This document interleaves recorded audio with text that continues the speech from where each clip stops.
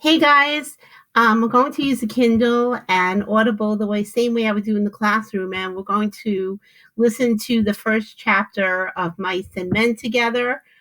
You also have this on Bookshare at home. So, without further ado, here we go.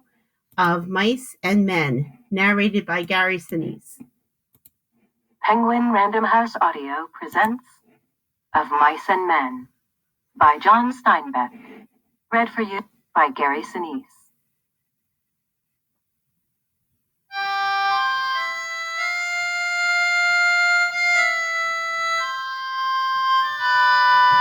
A few miles south of Soledad, the Salinas River drops in close to the hillside bank and runs deep and green.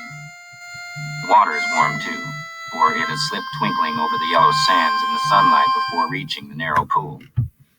On one side of the river, the golden foothill slopes curve up to the strong and rocky Gavilan Mountains, but on the valley side, the water is lined with trees, willows fresh and green with every spring, carrying in their lower leaf junctures the debris of the winter's flooding, and sycamores with mottled white recumbent limbs and branches that arch over the pool. On the sandy bank under the trees, the leaves lie deep and so crisp that a lizard makes a great skittering if he runs among them. Rabbits come out of the brush to sit on the sand in the evening, and the damp flats are covered with the night tracks of coons and with the spread paths of dogs from the ranches, and with the split wedge tracks of deer that come to drink in the dark. There is a path through the willows and among the sycamores, a path beaten hard by boys coming down from the ranches to swim in the deep pool, and beaten hard by tramps who come wearily down from the highway in the evening to jungle up near water.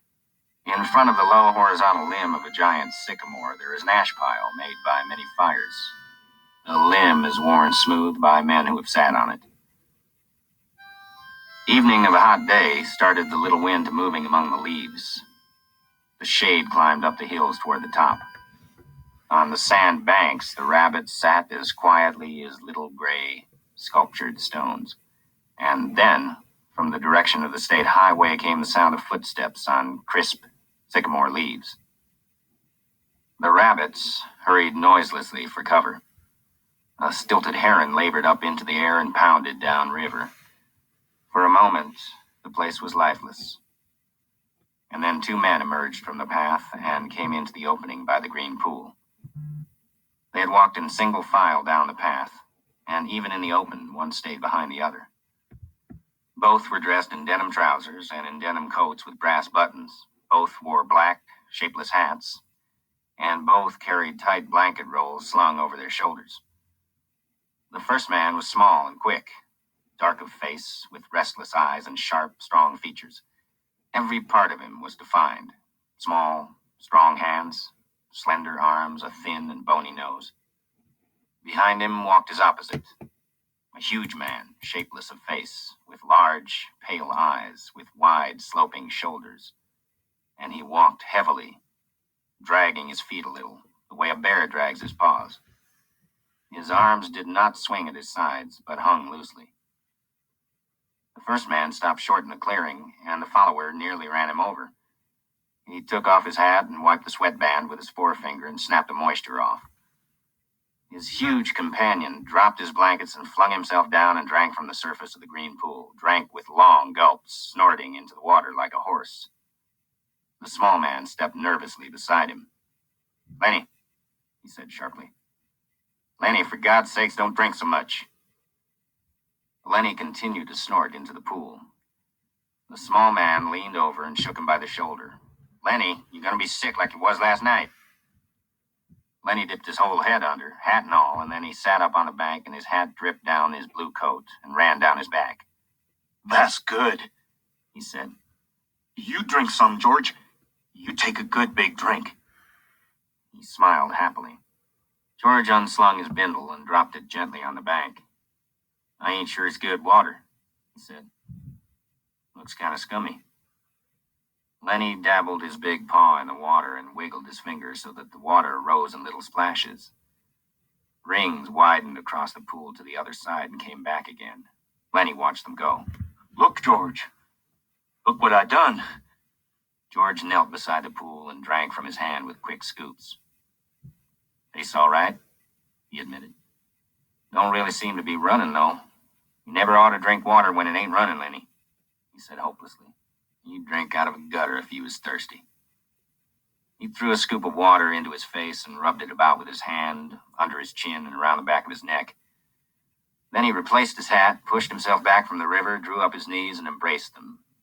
Lenny, who had been watching, imitated George exactly. He pushed himself back, drew up his knees, embraced them, looked over to George to see whether he had it just right.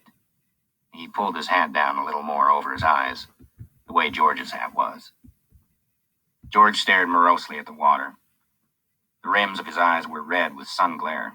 He said angrily, "We could just as well have rode clear to the ranch if that bastard bus driver knew what he was talking about. Just a little stretch down the highway," he says. "Just a little stretch. Goddamn near 4 miles, that's what it was. Didn't want to stop at the ranch gate, that's what. Too goddamn lazy to pull up. Wonder he isn't too damn good to stop at Soledad at all. Kicks us out and says, just a little stretch down the road. I bet it was more than 4 miles. Damn hot day." Lenny looked timidly over to him. "George?" "Yeah, what you want?" "Where are we going, George?" The little man jerked down the brim of his hat and scowled over at Lenny. "So you forgot that already, did you? I gotta tell you again, do I? Jesus Christ, you're a crazy bastard." "I forgot," Lenny said softly. "I tried not to forget. Honest to God, I did, George." Okay, I'll tell you again. I ain't got nothing to do. Might as well spend all my time telling you things, and then you forget them, and then I tell you again. "Tried and tried," said Lenny, "but it didn't do no good. I remember about the rabbits, George." "Hell with the rabbits. That's all you ever can remember is them rabbits." "Okay, now you listen, and this time you got to remember so we don't get in no trouble. You remember sitting in that gutter on Howard Street and watching that blackboard?" Lenny's face broke into a delighted smile. "Why, sure, George. I remember that. But what'd we do then? I remember some girls come by, and you say, hell with what I says. You remember about us going into Murray and Reddy's and they give us work cards and bus tickets?" "Oh, sure, George. I remember that now." His hands went quickly into his side coat pockets. He said gently, "George, I ain't got mine. I must have lost it." He looked down at the ground in despair. "You never had none, you crazy bastard. I got both of them here. You think I'd let you carry your own work card?" Lenny grinned with relief. I thought I put it in my side pocket." His hand went into the pocket again. George looked sharply at him. "What'd you take out of that pocket?" "Ain't a thing in my pocket," Lenny said cleverly. "I know there ain't. You got it in your hand. What you got in your hand? Hiding it." "I got nothing." Okay, guys, so before we go any further, we just got introduced to George and Lenny for the first time. I want you to go into your character sheets, and I want you to take a look at George and Lenny, and I want you to fill out the characteristics about them. If you look back in the beginning of the book, I actually have them highlighted in yellow to give you a little bit of a hint about George, hint, hint, and Lenny and what he's compared to. I want you to take a look at the similes and the metaphors that are used throughout this as well, and be able to identify them at a later time when we come back for a lesson on that. I'm going to let the rest of it play a little bit more, and we'll learn a lot more about Lenny because he has something in his pocket. "Nothing, George. Honest." "Come on, give it here." Lenny held his closed hand away from George's direction. "It's only a mouse, George." "A mouse? A live mouse?" "Just a dead mouse, George. I didn't kill it. Honest. I found it dead." "Give it here," said George. "Oh, leave me have it, George. Give it here." Lenny's closed hand slowly obeyed. George took the mouse and threw it across the pool to the other side among the brush. "What you want of a dead mouse, anyways?" "I could pet it with my thumb while we walked along," said Lenny. Well, you ain't petting no mice while you walk with me. Remember where we're going now? Lenny looked startled and then, in embarrassment, hid his face against his knees. I forgot again.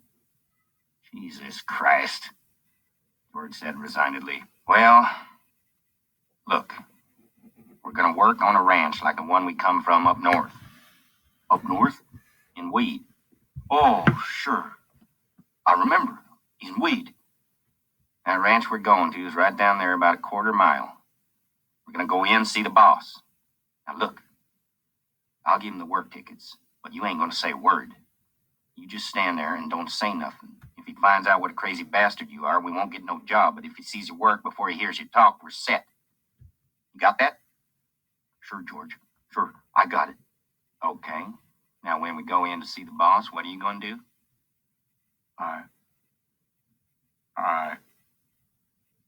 Lenny thought. His face grew tight with thought. I ain't gonna say nothing, just gonna stand there. Good boy, that's swell. You say that over 2-3 times so you're sure you won't forget it. Lenny droned to himself softly.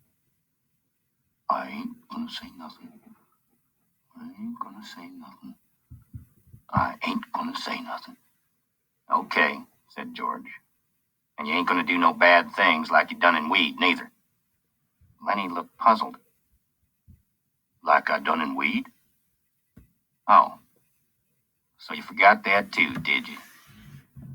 Well, I ain't gonna remind you, fear you'd do it again. A light of understanding broke on Lenny's face. They run us out of Weed, he exploded triumphantly. Run us out? Hell, George said disgustedly. We run. They was looking for us, but they didn't catch us. Lenny giggled happily. I didn't forget that, you bet. George lay back on the sand and crossed his hands under his head, and Lenny imitated him, raising his head to see whether he were doing it right. God, you're a lot of trouble, said George. I could get along so easy and so nice if I didn't have you on my tail. I could live so easy, maybe have a girl.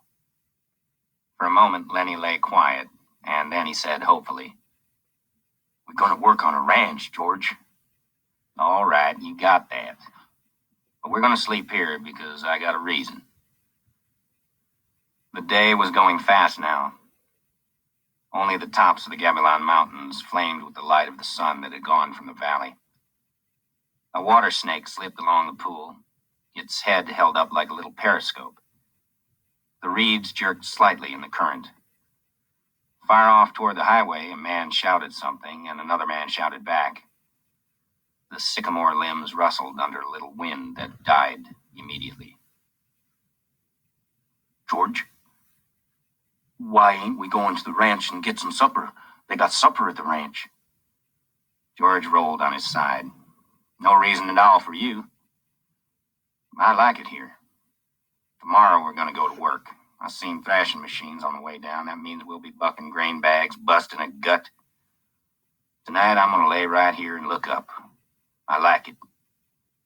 Then he got up on his knees and looked down at George. Ain't we going to have no supper? Sure we are, if you gather up some dead willow sticks. I've got 3 cans of beans in my bindle. You get a fire ready. I'll give you a match when you get the sticks together. Then we'll heat the beans and have supper. Lenny said, I like beans with ketchup. Well, we ain't got no... Okay, so a couple of points here we definitely want to make about Lenny is it's clear to see that Lenny has a developmental disability. And back in the times of the 30s, there weren't facilities and things and places that Lenny could have been educated at. So George becomes his caregiver, and we're going to find out how that happened later on in the book. He takes things out of his bindle, which is mentioned a lot, and that is his backpack. I tried to find a dictionary result for it, but there isn't.